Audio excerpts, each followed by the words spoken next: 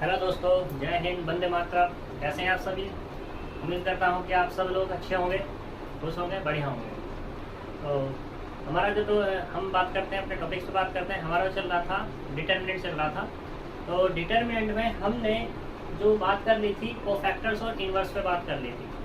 अब हमें करना है यहाँ पे जो हमारे पास लीनियर इक्वेशन होगी, उन लीनियर इक्वेशंस में वेरिएबल होंगे, तो उन वेरिएबल्स को हमें वैल्यू फाइंड करनी है। और यहाँ पे जो तुम्हारे बुक में दिया हुआ है वेरिएबल्स, 3 वेरिएबल के लिए बात की गई है, 3 वेरिएबल 3 इक्वेशन के लिए बात की गई। तो यहाँ पर उन 3 वेरिएबल की हम क्या करेंगे, वैल्यू फाइंड करेंगे।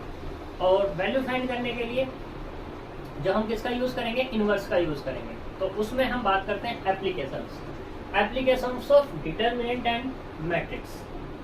हम डिटर्मिनेंट और मैट्रिक्स की एप्लीकेशन पर बात करते हैं। एप्लीकेशन में मैं तुम्हें बता दिया कि क्या आने वाले हैं। इसके अंदर जो हमारे पास क्या है कि इक्वेशंस आएंगे, उन इक्वेशंस की वैल्यू को फाइंड करना है हमें, ठीक है। तो उससे पहले कुछ डेफिनेशन है। डेफिनेशन क्या है, एक है कंसिस्टेंस और एक है इनकंसिस्टेंट सिस्टम। अब बात करते हैं सिस्टम। सिस्टम क्या बोल रहे हो, तो देखो जो हमारे पास लीनियर इक्वेशंस हैं, उन लीनियर इक्वेशंस को इकट्ठा करके एक क्या बनेगा, हमारा सिस्टम बनेगा, ठीक है। या ऐसे कह दो हमारे पास मोर देन 1 इक्वेशन है लीनियर, ठीक है। तो जो भी हमारे पास एक फिगर बनेगी, या ऐसे कह दो जो भी हमारे पास एक रिजल्ट आएगा निकल कर, उस रिजल्ट को बोलेंगे हम सिस्टम। और सिस्टम किसका है, लीनियर इक्वेशन का, तो लीनियर इक्वेशन ऑफ सिस्टम बोल देंगे।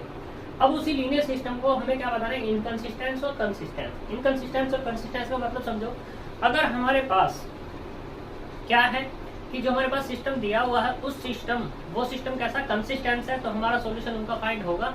यानी कि एक्स वाई जेड जो दिए हुए होंगे, एक्स वाई और ये जेड, कुछ भी हो तुम्हारे पास इन एक्स वाई जेड की जगह, U V W X Y T V वगैरह वगैरह कुछ भी हो, तो उनकी वैल्यू फाइंड होगी अगर कंसिस्टेंस है। अगर कंसिस्टेंस नहीं है तो वैल्यू फाइंड नहीं होगी।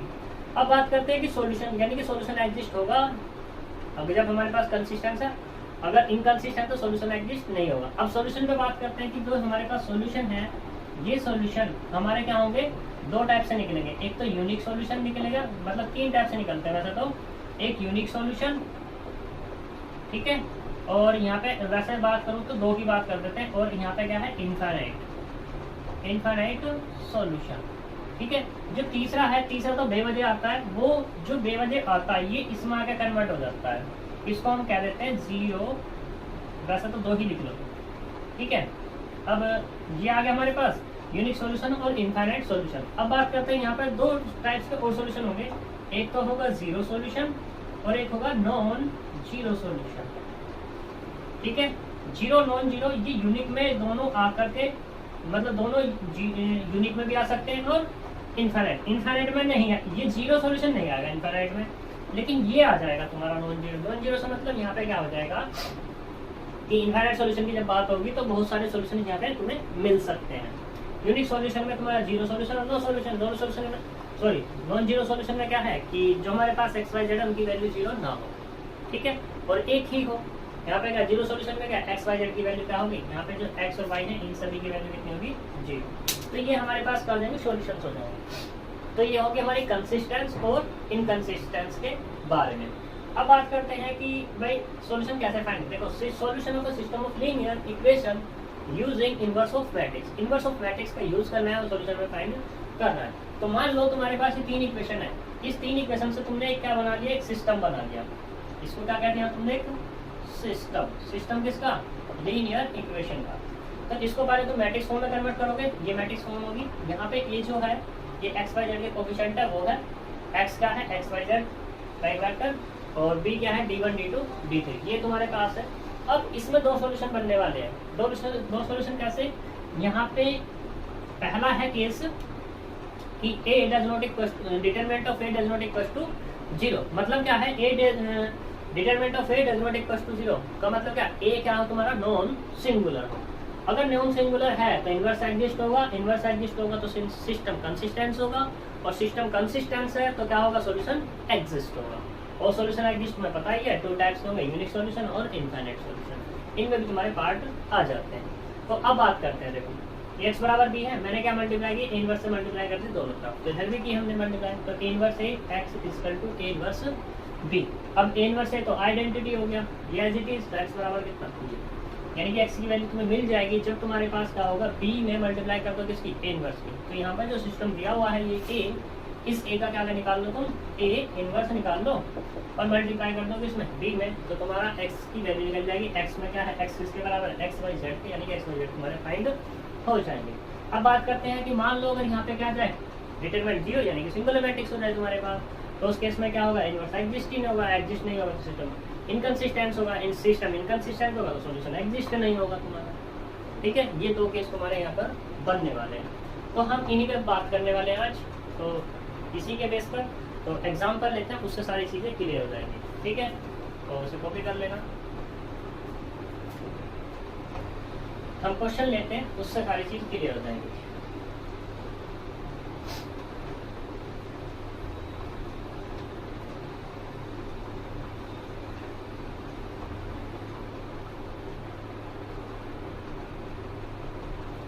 तो देखो एग्जाम्पल्स तो तुम लोग करना, मैं तुम्हें एक्सरसाइज करा रहा हूँ।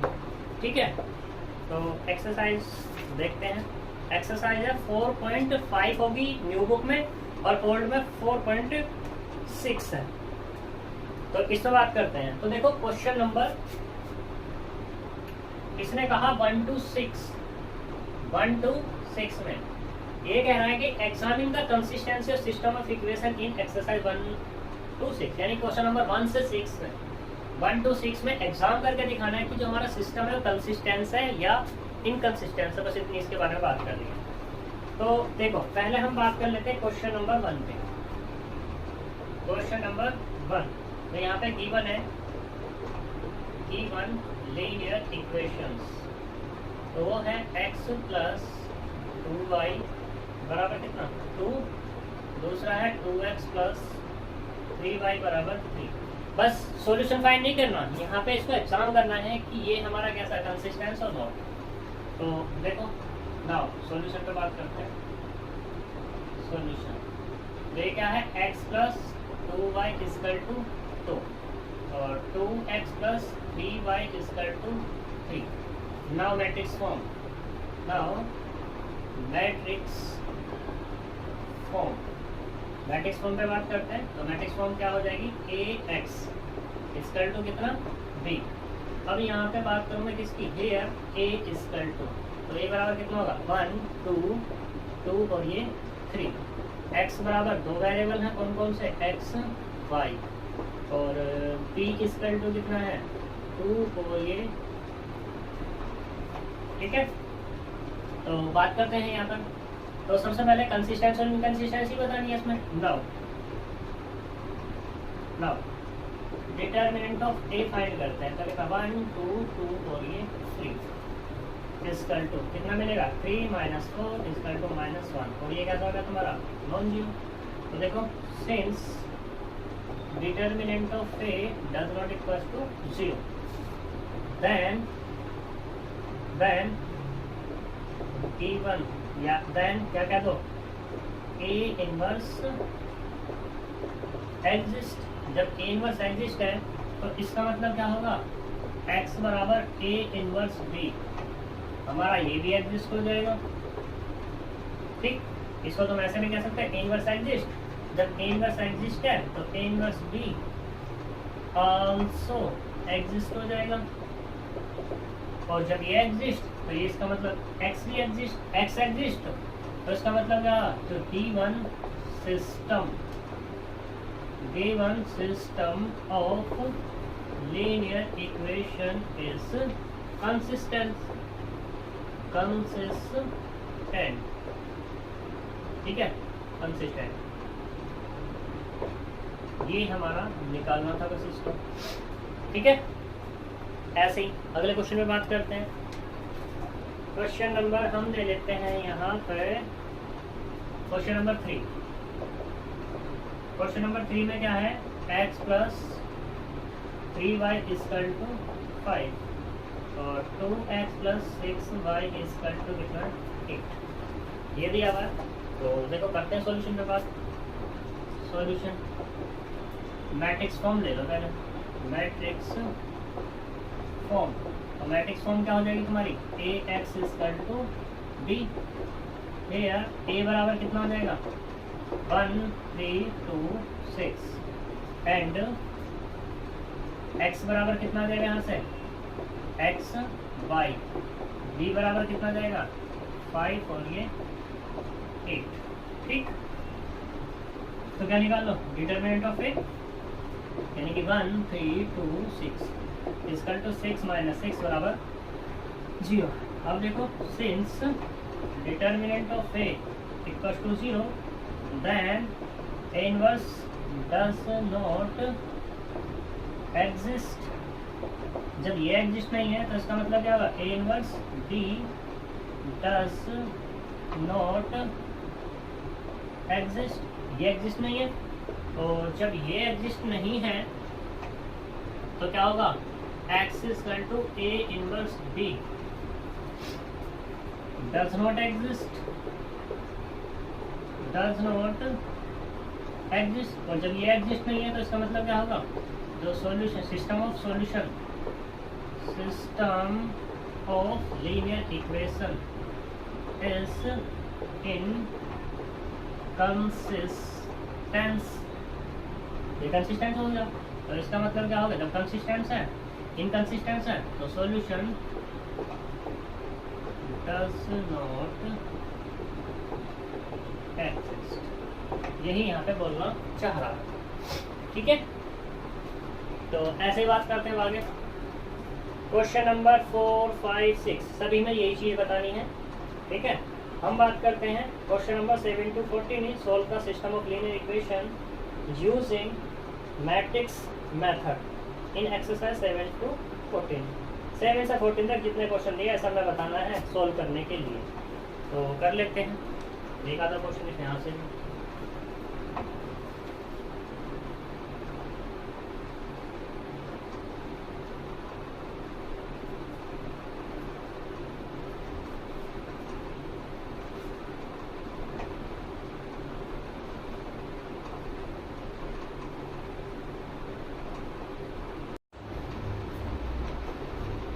तो देखो हमारे पास यहाँ पे क्वेश्चन है 14। इसका बात करते हैं, इसकी एक्स वाई जेड की वैल्यू को फाइंड करते हैं।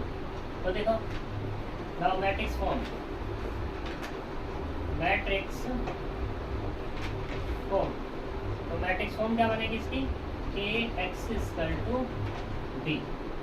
हियर अगर बात करूँ ए की तो ए कितना होगा यहाँ से 1 -1 2 3 4 -5 2 1 3। देखो ये कैसे निकला, x का कोफिशिएंट 3 सॉरी x का कोफिशिएंट 1 वो 1, y का कोफिशिएंट -1, z का कोफिशिएंट 2, तो पहली लाइन आ गई है। ऐसे दूसरे वाली लाइन x का कोफिशिएंट 3 y का कोफिशिएंट 4 z का कोफिशिएंट -5। ऐसे ही यहाँ पे x का कोफिशिएंट 2 y का कोफिशिएंट 1 z का कोफिशिएंट 3। ठीक, x बराबर कितना हो जाएगा x y z। और बात करें किसकी y की, तो y बराबर होगा 7 -5 और ये 12। सबसे पहले बात करते हैं डिटरमिनेंट a, देखते हैं कितना है। तो डिटरमिनेंट ऑफ 1 -1 2 3 4 -5 2 1 और ये 3 इसकल टू 1 इंटू में इसकी मल्टीप्लाई था 12 प्लस के कितना आएगा 5। ठीक है, 12 प्लस के 5। देखना जरा कुछ गड़बड़ तो नहीं है, एक बार चेक कर लेते हैं क्वेश्चन को फिर से कि क्या है यहाँ पर। x - y + 2z 3x + 4y - 5z, ये माइनस का है, ये क्या है माइनस का। तो यहाँ पे ये कितना जाएगा तुम्हारा -1 हो जाएगा, ये वाला -1। तो इसकी इधर मल्टीप्लाई करेंगे तो कितना आएगा -प्लस। अब इसकी मल्टीप्लाई इधर 3 3 9 प्लस के 10 प्लस के 2, इसकी मल्टीप्लाई इधर -3 और -8। तो यहाँ से मिला 7, यहाँ से मिला 19, यहाँ से मिला 22, तो कुल मिला के मिला 4। ठीक है, तो 4 मिलेगा 36। तो determinant of a equal to 4 does not equal to 0। अब देखो यहाँ पर since determinant of a does not equal to 0 then a inverse exist. जब a इनवर्स एग्जिस्ट है तो इसका मतलब solution, no, system is consistent,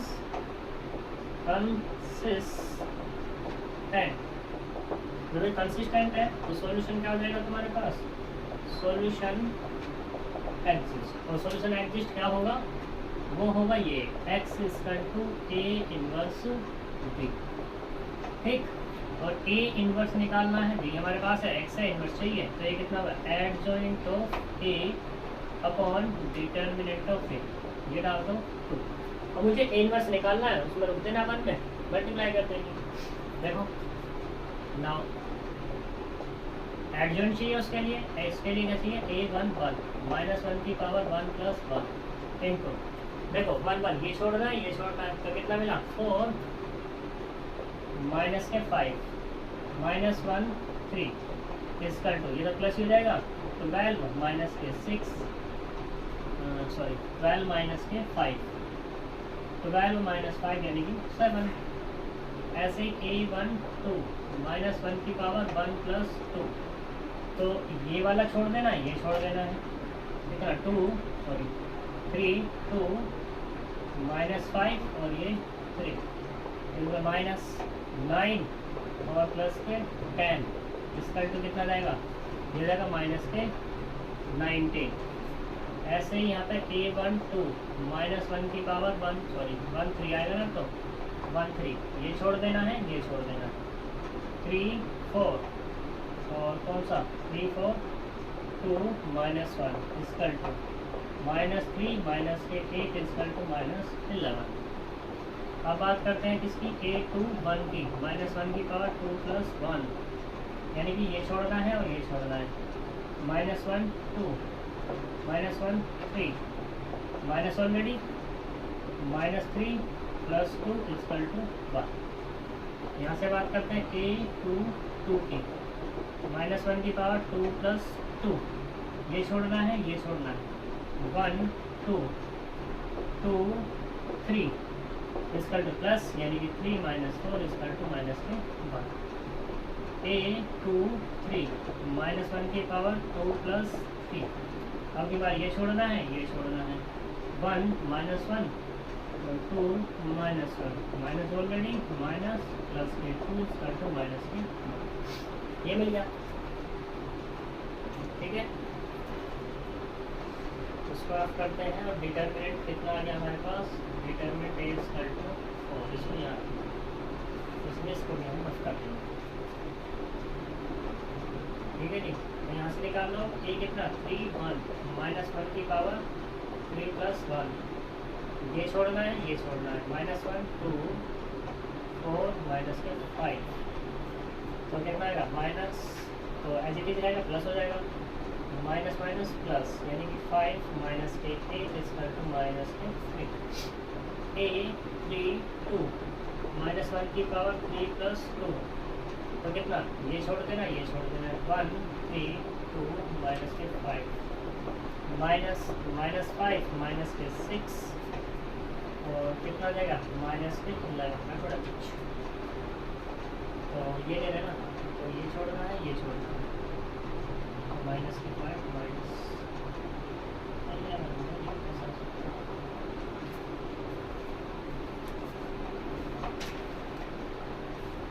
चलो बात कर लेते हैं। A कितना 3 3 -1 की पावर 3 + 3, ये छोड़ना है, ये छोड़ना है, 1 -1 3 और ये 4 + 3 7, तो क्या निकाल लो, अब यहाँ से निकाल लो एडजॉइंट ऑफ A, तो कितना होगा वो, A1 1 A1 2 A1 3 A2 1 A2 2 A2 3 A3 1 A3 2 A3 3, तो उसका ट्रांसपोज, तो देखो वैल्यू रखो इनकी, जब वैल्यू रखेंगे A1 1 तो कितना आएगा 7 -19 -11, अब ये रखो A2 1 से 1 -1 -1, अब इधर से रख लो 3 -11 और ये 7, ठीक है। तो माइनस माइनस प्लस होगा ये कितना जाएगा तुम्हारे पास प्लस, सही। एडजॉइंट आ गया, यूज करो किसमें,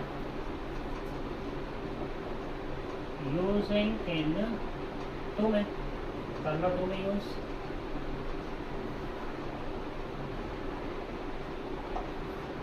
तो देखो ये कितना मिल जाएगा 1/4 और ये 7/3 माइनस के 19 -1 11 -11 -1 और ये 7 सॉरी मैट्रिक्स। तो ये कितना मिलेगा तुम्हें A इनवर्स, यूज करो किसमें, यूजिंग इन 1 में। तो x बराबर 1/4 7/3 माइनस के 19 -1 1 1 -1 और ये 7 और b कितना अपने पास, ये वाला 7 -5 और ये 12। मल्टीप्लाई करो जी, इसके से मल्टीप्लाई करेंगे 7 7 का 49, 1 किस में माइनस के 5, 3 की 12 के 36, 19 के 7 में 7 3 63, 7 एकम 7 6 है माइनस के 7, माइनस माइनस प्लस के 5, 11 प्लस के 1 2 1 3 2, इसके से मल्टीप्लाई करेंगे माइनस के 77, इसके इसमें करेंगे प्लस के 5, इसके इसमें करेंगे प्लस के 84। तो यहाँ से x किसके बराबर है, x y और ये z बराबर 1/4। तो यहाँ से कितना मिल जाएगा ये 12 36 7 29। तो देखते हैं कितना मिलने वाला है, 7/3 एंड दिस, तो कितना मिल गया यहाँ से माइनस के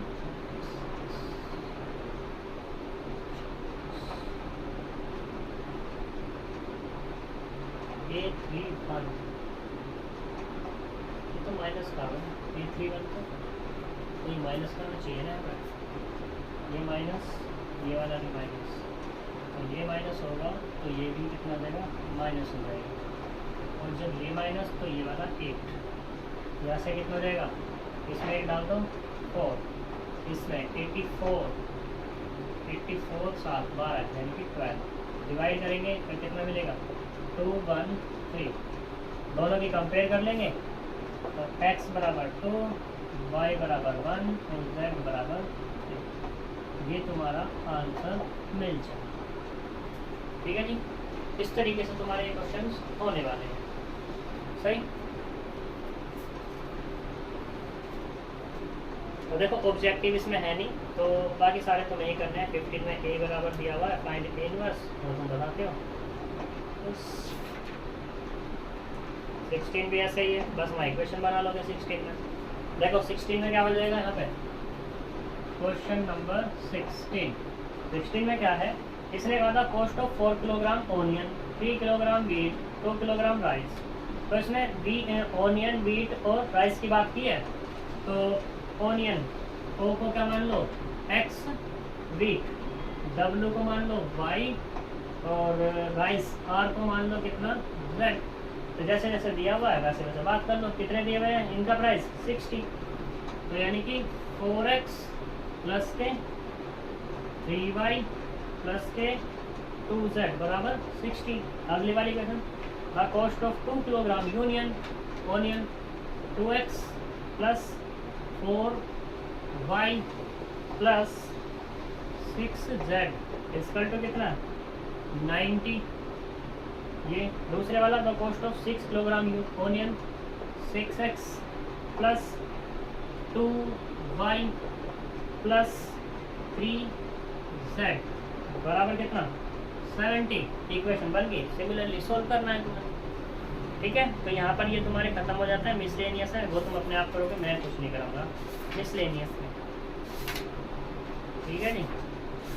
तो तुम्हारा चैप्टर होता है खत्म, हम नेक्स्ट बात करेंगे नेक्स्ट चैप्टर पे। तो तब तक के लिए बाय बाय, थैंक यू।